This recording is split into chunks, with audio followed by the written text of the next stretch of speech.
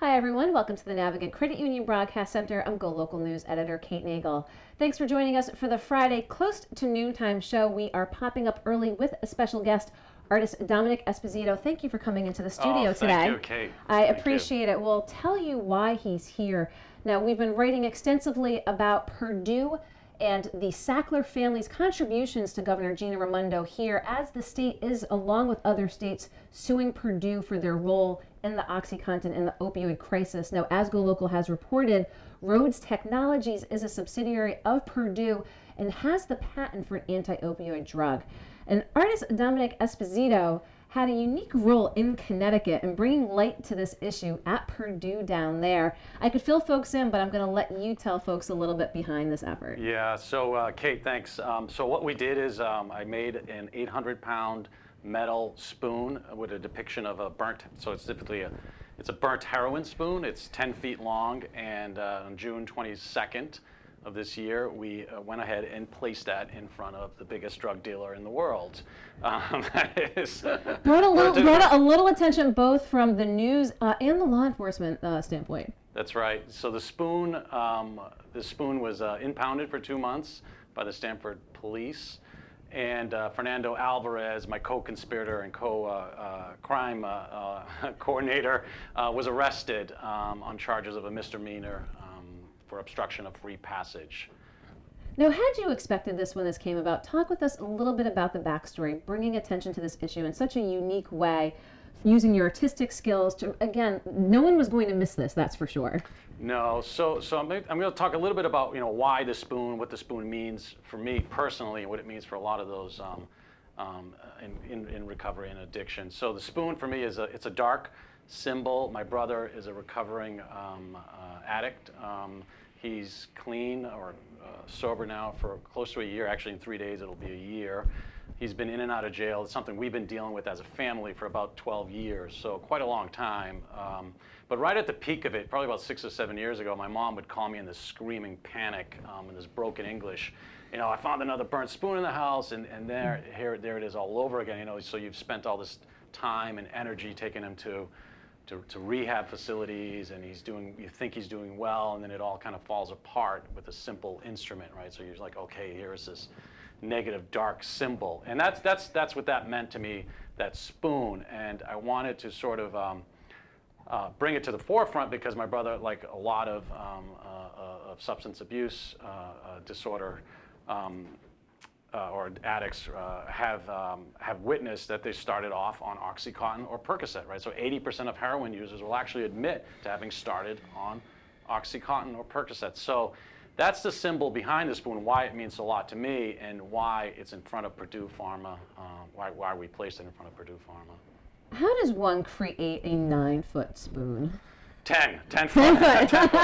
Don't shortchange it. So 10 foot. Actually, if you unbent it, and you've got to take a look at this, and hopefully it'll be on your website. It's close to 19 feet long, so it's actually so really, furled. Yeah, you gotta furl it. yeah. So it's 10 feet that way.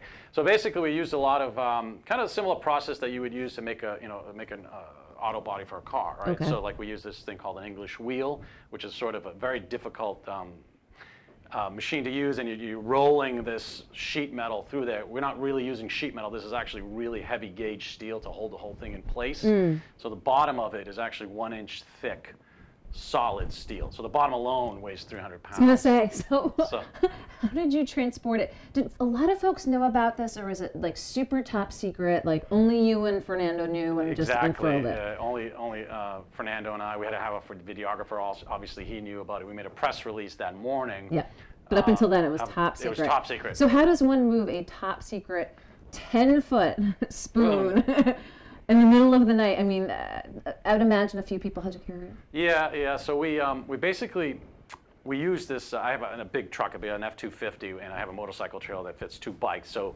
we basically wanted this thing covered so no one could see it, so it fit in the motorcycle trailer. We created this large, basically putting 2 pallets together, and then having casters on the pallets, and that was a way that we kind of would roll it around up and down the ramp. So we pulled up into front of Purdue Pharma, I had my yellow, construction vest on, so it's kind of At that point. into. You construction, trying to be like, oh, we're just here to. Yeah, we're working, we're workers here, just dumping off an 800-pound spoon, so that's. 800 pounds. Yeah. 800 pounds. Yeah. So what happened then? So obviously the whole point was to bring attention to this. When did the security for Purdue come out and say something? How instantaneous was the reaction? It was relatively quick. I mean, it just kept getting escalated. So the first police officer that showed up was one of the municipal police on a bike. And he's like, "What are you guys doing here? What's going on here?" Yeah, I gotta call the police station now. We're not gonna move it. So then the first cruiser comes and the police officer comes out. He's like, "What are you guys doing?" He takes everyone's license. Then it gets escalated to the sergeant. Then the sergeant comes. He tries to talk us off the ledge, me and Fernando. And was he like, move the spoon? You're like, it's kind of hard to move an 800-pound Yeah, spoon. we're like, no, we're not moving it. You're like, this is a protest. Yeah, it's done. The truck's gone. So it's you two dealing with the police. And now, were crowds assembling at this point? Were people really starting to get curious as to? Yeah, we had, by the end of it, it sat there for over an hour and a half, close to an hour and a half. There was close to 10 police cars there. About a dozen police officers, including the captain. The captain had to call into the state AG to figure out what to do, what the charges would be. We had the media there. The New York Times was there. The Hartford Courant. We had our own videographer, 2 photographers, and all the bystanders kind of just walking around honking. So you're kind of waiting. You knew this was coming. Yeah. But you weren't quite sure also what to expect. Now, Fernando, but not you. He was arrested, yes. So they wanted to deal with one person. They thought it would be easier to negotiate with one person versus the 3 of us that were there, 3 or 4 of us. So he raised his hand and decided to be a negotiator in terms of like, we're not moving the spoon. It wasn't a lot to negotiate, but they wanted, and eventually they really didn't want to arrest us. The Stanford Police Department was phenomenal, and they were real gentlemen. These are the guys on the front line who see it every day. They're carrying Narcan. They knew what we were up to and what the meaning was. So. And what was the national reaction when you did this? Again, you knew this day the gloves were coming off and all this attention was going to be paid on this. What was the feedback that you heard? It was phenomenal. It was just absolutely phenomenal. It made a lot of papers, not just nationally, but globally. We're in South America. We're in the UK. Some great art newspapers as well. And the feedback we got was, what was really touching to us was a lot of the moms that have lost their children and lost their sons and daughters to this epidemic. They were the ones who were really reaching out to us. I stayed up that night. It was one of the most difficult nights and emotional nights in my life that I can remember. I was up till 3 or 4 a.m. just reading messages on Facebook and Instagram with people congratulating me for doing what needed to be done to bring an attention to this criminal organization. So it was really moving to use art as a way to sort of to showcase just that kind of energy that was needed to bring to the forefront these corporate criminals. Now, we've discussed here and we've reported it here at GoLocal, several politicians, including the governor, getting donations from the Sackler family and raising questions here as the state and other states look to fight the opioid epidemic as to taking that money. What's your thoughts about that? Yeah, I think from our standpoint, we would love to see politicians really put their money where their mouth is in terms of we really want to end this epidemic. You're talking about 300,000 lives lost, 20 million addicted, right? Our whole message is about accountability, right? And the right kind of accountability. And it's going to start with our senators, our governors, and our AGs. A lot of them are doing the right thing. They're suing Purdue Pharma, but it's not enough. We know these guys really need to go to jail. And senators and politicians who have taken money, be on the lookout, because you know what? This is going to be the next big election issue, right? It really is. And you're seeing it already in the midterm elections, and it's going to continue to be a big issue. And taking money from criminals like this, it's going to come out. It's going to come out, and it's going to continue to come out thanks to the reporting like you do. And so I'm sure you've heard from folks who might not know about the origins of the opioid epidemic and say, well, it was just a company thinking they were putting out a pain-killing drug. But the testimony's there, correct, of knowing what they knew and when and how addictive this drug was and how much it was marketed and pushed as not being addictive. That's right. And not only that, there's already a case, right? So we had 2007, there was a lawsuit against Purdue Pharma, a federal lawsuit. not too dissimilar to what's going on now, although the ones now are on a larger scale. Purdue Pharma paid $634 million in fines. 3 of their executives were found criminally guilty. What did they do? They did community hours, right? I mean, 400 hours of community hours for killing a couple 100,000 people. Wow, great. That's justice. And what did we do? We trusted them, right, to do the right thing. What did they do? They stepped on the accelerator. It's like they had to make the money back. They had to make it back, right? So what do? They start pain clinics. They start pill mills. This stuff gets, at one point in 2016, 260 million prescriptions of OxyContin were given in this country. That's enough to fill a bottle for every person in this country for a month. And obviously not every person in this country uses it, so that's the amount that was out there for folks who were using it, sort of in the correct manner or got addicted to it and unfortunately, went on to other things. And let's talk about the most recent development that I've seen you discuss and we brought to light here too. Rhodes Technology here in Rhode Island is the sort of off-label manufacturer of some of Purdue's pain medications, the off-label OxyContin. Now they have the patent for the antidote, if you will. And I've seen so many competing messages from Purdue. It seems like, oh, we're going to do this from a nonprofit standpoint. I mean, the backlash is there is you created the problem, and are you actually going to profit from what is being dubbed the solution? Yeah, the same thing. It's been a little confusing trying to follow what they're going to do and what they're not going to do. I'd say, personally for me, it disgusts me that they would even attempt to do this, right? I'm just purely just kind of disgusted about what they've, even the notion that they filed something to fix this problem. I mean, go give the money to somebody else to fix it. I mean, it's absolutely, it's crazy. It's just.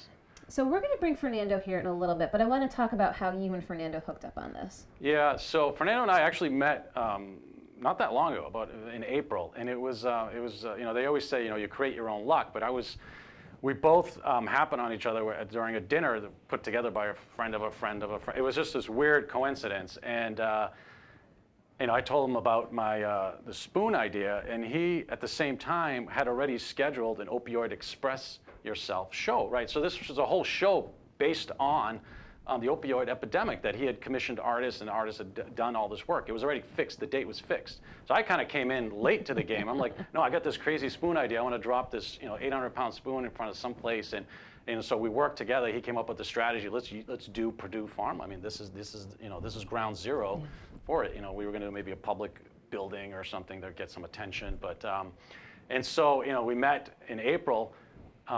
We had to, we kind of hit the ground running. Literally the next morning, he's at my house. He's like checking out my studio, like, oh, this is for real. You can make it. Like, no, I had him already made a little maquette of the thing. So it was just off to the races. The strategy of making it and buying it, and later bought the steel that Monday. I mean, it was just, So he went fully on board, and at that day, he's the one who took the arrest. I mean, he is walking the walk. Yes. He's very, very passionate about this, as am I. But and it's just great. We make a great team together. I feel like we're kind of made for this movement together. I mean, it's just been a great friendship.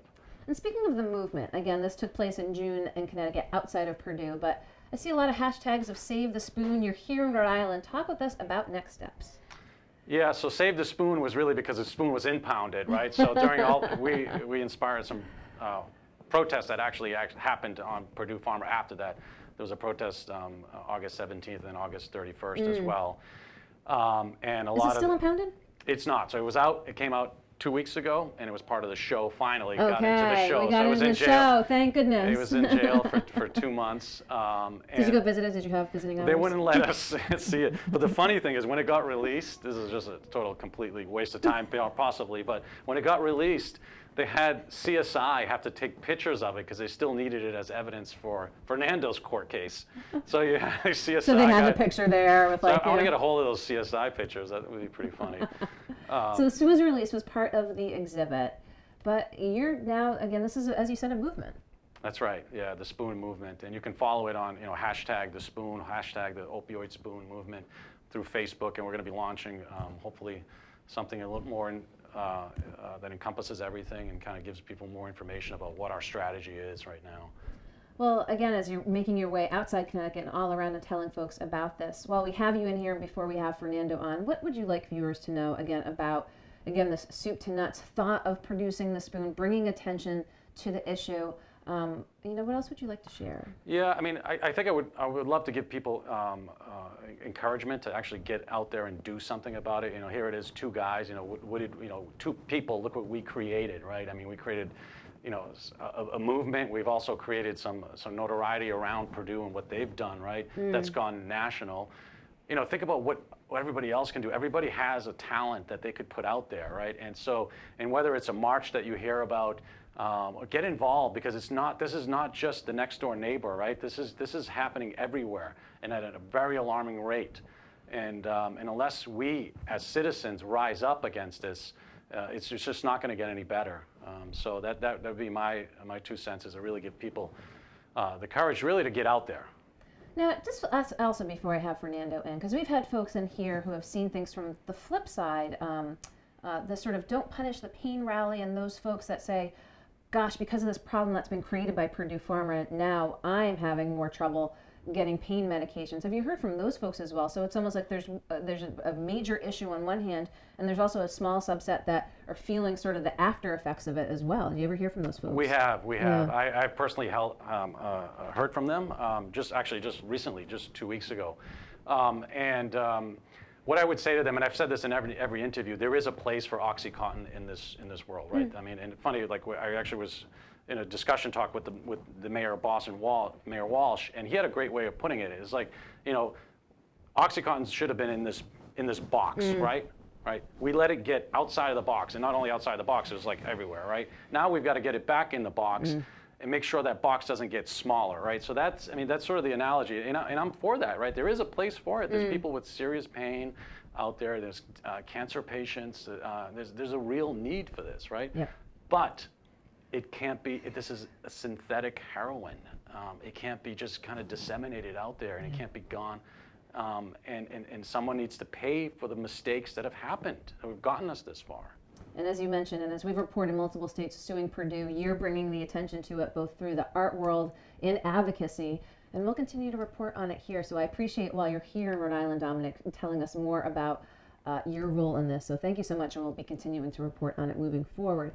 But don't go anywhere, because we're going to be back with gallery owner Fernando Luis Alvarez and his role in this as well.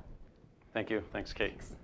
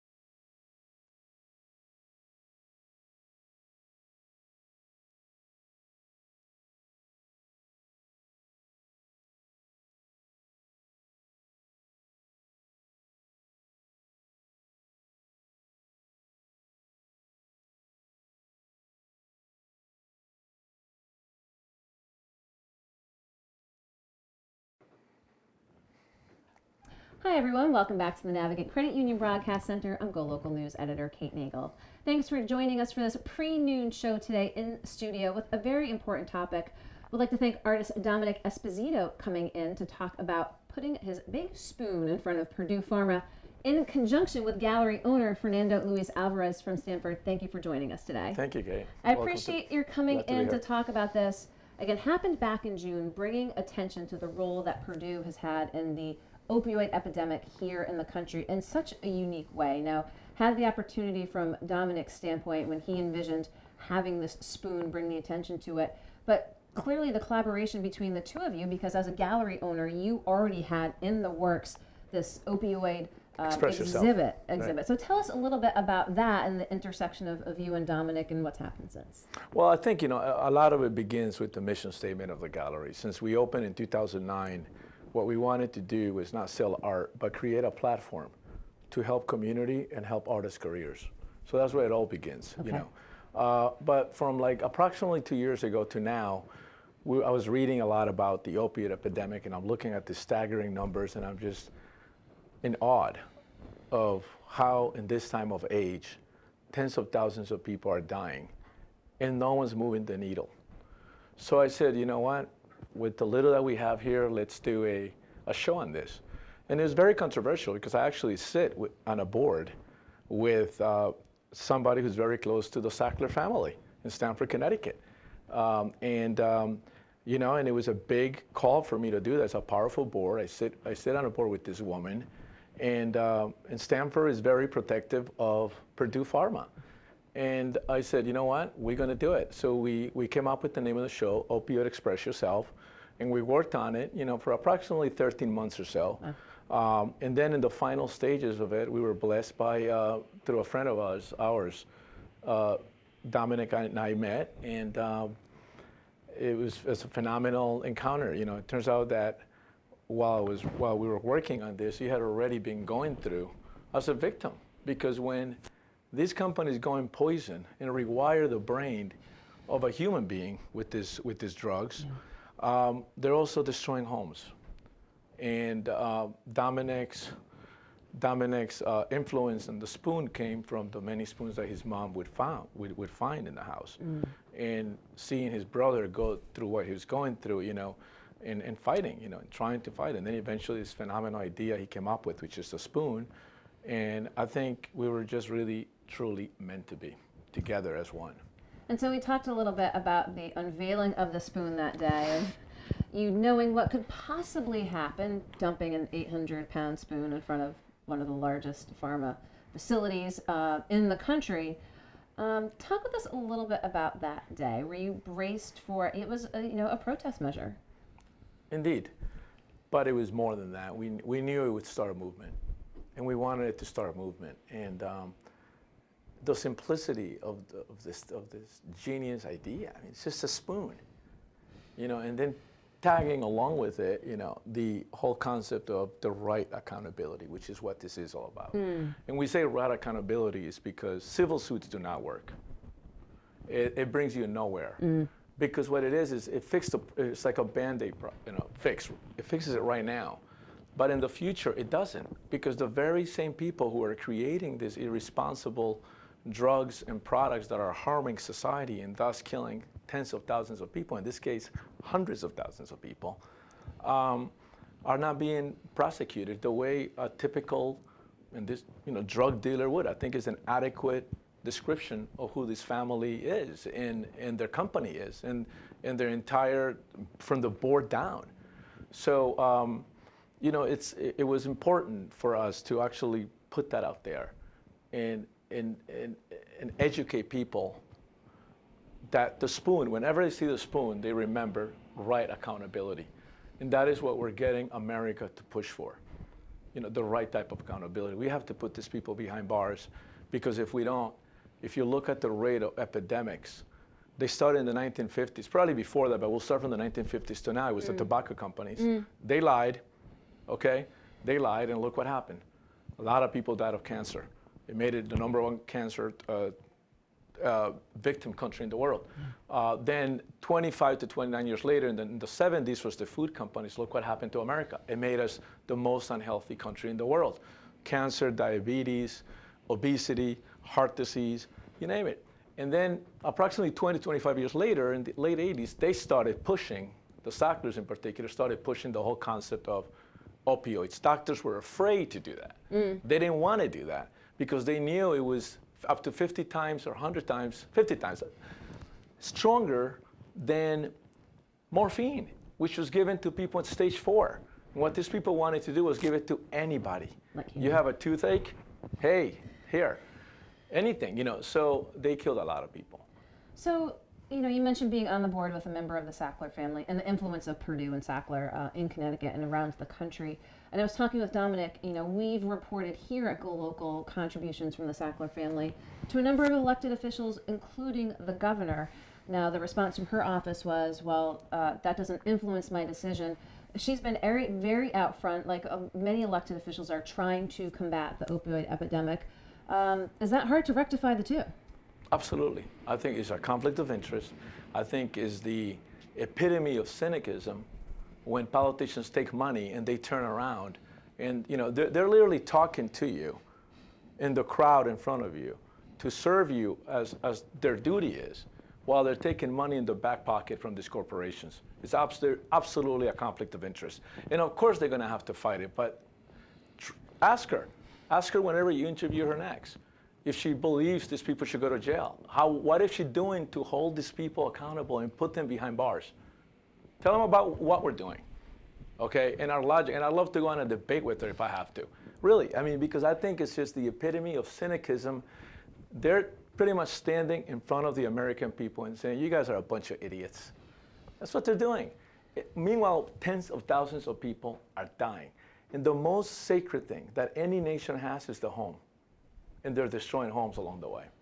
Well, one of the things that GoLocal reported and pointed out that has been in national press lately is the facility here in Rhode Island, Rhodes Technology, with the close connection to Purdue. So continuing to ask elected officials, including the governor, again, about taking the money from the Sackler family.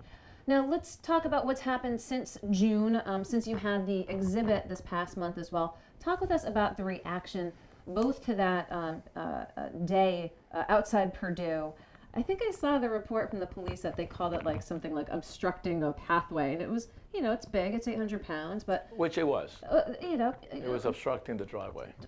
You know, it was a small obstruction, if you will. What Right. did you hear that day from folks? You know, Dominic spoke to getting messages from folks all over the world in the recovery community, folks who've had folks pass away from the opioid epidemic. What did you hear that day?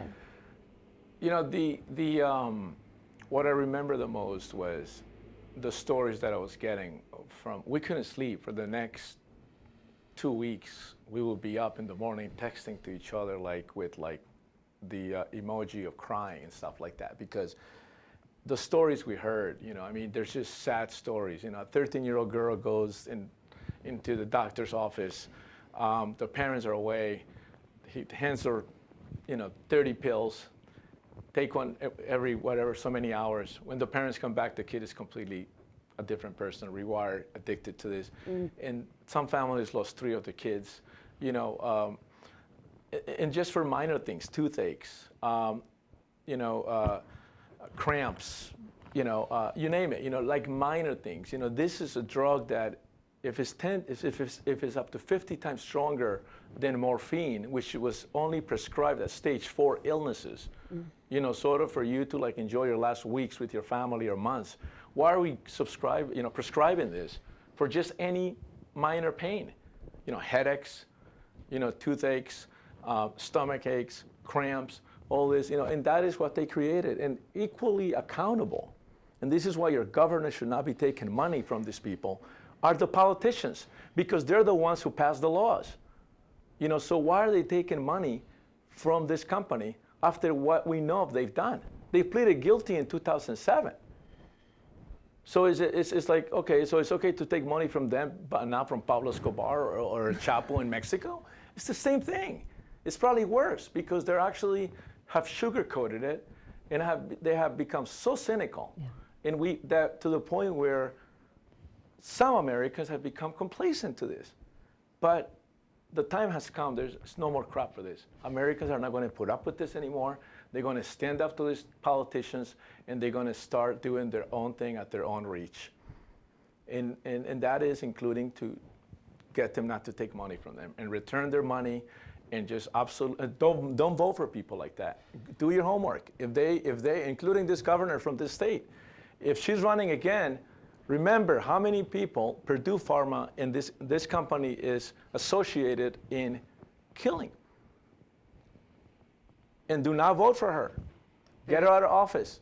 Call your friends. Very powerful message. It is an election year. They just had a debate last night. Perfect. Perfect. And we've had her hidden. I'd love to have a debate with this lady. And I would love to come back here and do something, because I think she really needs to get put on in front of everybody on the record. And we need a better answer than what she's telling us. Americans are not stupid. We are fed up. Tens of thousands, hundreds of thousands of people have died because of this. You should be ashamed of yourself, whoever your name is, ma'am. I haven't even looked it up. But you should be ashamed of yourself for what you're doing. Taking money from this company when tens of thousands of people, hundreds of thousands, have been associated to their drug. You know, their lives have been associated to their drugs. So here we have you today with Dominic here in Rhode Island. After coming up from Connecticut, you're clearly getting the word out there for this movement. Now, your day job is a gallery owner, and but how much is this going to take up of your time now? I mean, you're really impassioned about this. Well, community is a big part of the gallery. All of our artists are involved in some form of community at their own reach. You know, they're building community wherever they show their work. They embrace community. You know, the artists involved in this show, it's a phenomenal roster of artists. You know, in fact, we have a number of museums interested in the show, in the entire show. Oh, fantastic. Yeah, I mean, the talent, the time that went into these guys, creating these works for this show, and the time that they put into it, that is a way of them communicating their message. Unfortunately, the Spoon took the entire attention from the media, but there's a lot more in there. I mean, talking about synergy, there's a lot of synergy in that show, and a lot to look into. And we know that over time, these artists, our artists in that show, will actually get their moment. Fantastic. And I appreciate your coming in, because we've continued to report on this issue extensively here. Both Purdue, the Sackler family, and now Rhodes Technology has the patent for the antidote, which Dominic had his own vantage point on. What's your thoughts about that? There's a lot of messages out there, and don't all seem to be consistent from Purdue. I think folks of the more cynical nature are leery that they can somehow profit again off of this. They seem to be putting messages out of a nonprofit variety. But what's your sense when you heard this, that they were looking to, in fact, produce the antidote to the problem that they started? When you look at the master plan, when you look into the master plan that they had already created to create this epidemic by enriching themselves, which includes doctors, it includes lobbyists, it includes, I'm sure, their influence on, or the lobbyist group that was highly involved in taking away power from the DEA to prosecute the people who were actually pushing this, doctors and whatnot, and the distributors, When you look at the master plan, I wasn't surprised, okay? I wasn't surprised that, that they would come up with something like that, and it's just mind-boggling what they're doing. I mean, it's just the level of cynicism of these people not care about humanity and just to enrich themselves is the epitome of toxic money. And I just can't believe that they're actually doing that and be able to look at themselves in the mirror every night, And it was a plan. So they came up with the whole concept. Okay, let's get enough people, addicted to this drug. Obviously, it will, because we know we have the scientists here, And then we create the cure for it. I mean, how vicious is that? And we'll enrich themselves again on that. And with our lobbyist groups and our PR firms and the money we give to all these politicians and the money we give to all these nonprofits and educational institutions like Harvard You know, I don't know if RISD gets any money from them, but you know, maybe that's something for you guys to look the Sackler into. Gallery up at Harvard. Yeah, well, so, you know, but I don't know if RISD gets money from them here, you know, in Rhode Island. But you know, that's whole part of the master plan. It's whole part. It's the curtain. You know, they put their curtains up, so they go on and enrich themselves, which is really, really a shame. And you're here to pull back the curtain along with Dominic and with the other artists as a part of this effort. I really appreciate your coming in because, as you said, you know, got a lot of attention when you dropped that 800-pound spoon and you got that arrest there, but really to bring attention to it and now make it into something bigger. So I appreciate so much your coming in. Fernando Luis Alvarez with Fernando Luis Alvarez Gallery in Stamford. Thank you so much for taking the time. I know you've got places to go here in Rhode Island. We're going to be back in a little bit with a noontime show with Ray Rickman and Bob Wickham. So we look forward to seeing you back here in the Navigant Credit Union Broadcast Center.